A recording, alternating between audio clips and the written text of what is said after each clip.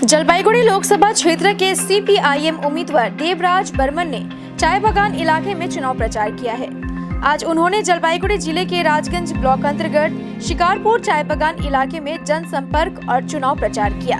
इस दौरान उन्होंने बागान में काम कर रहे श्रमिकों से बातचीत की और उनकी विभिन्न समस्याओं को सुना। इस मौके पर प्रत्याशी देवराज बर्मन ने कहा कि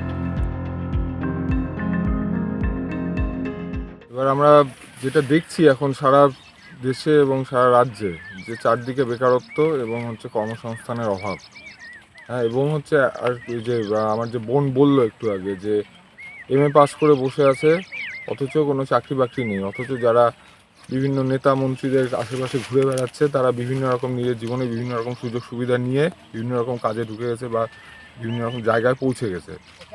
তো আমরা যেটা দেখছি যে সমাজটা মানে ভরে গেছে দুর্নীতিতে, হ্যাঁ, রাজ্যে বলুন দেশে বলুন।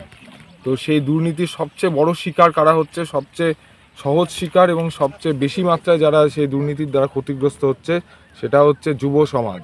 সেই যুব সমাজ শহরেরই বলুন, গ্রামেরই বলুন, চা বাগানেরই বলুন, সব জায়গার যে যুব সমাজের যে যুব অংশ, শিক্ষিত যুব অংশ, স্বল্প শিক্ষিত যুব অংশ, সবাই এই যে দুর্নীতির দ্বারা ক্ষতিগ্রস্ত হচ্ছে এবং তাদের ভবিষ্যৎটাকে নিয়ে রাজ্যের সরকার বলুন, দেশের সরকার বলুন, তাদের ভবিষ্যৎ নিয়ে তারা ছিনিমিনি খেলছে, তাদের ভবিষ্যৎটাকে অন্ধকারের দিকে ঠেলে দিচ্ছে। তো আমাদের দাবি এটাই যে আমরা একটি বিকল্প সমাজ ব্যবস্থার কথা বলছি, বিকল্প ব্যবস্থার কথা বলছি যেখানে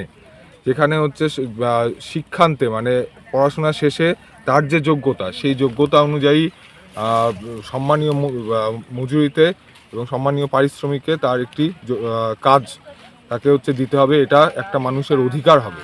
এই কাজের অধিকার প্রতিষ্ঠার দাবিতেই আমাদের লড়াই।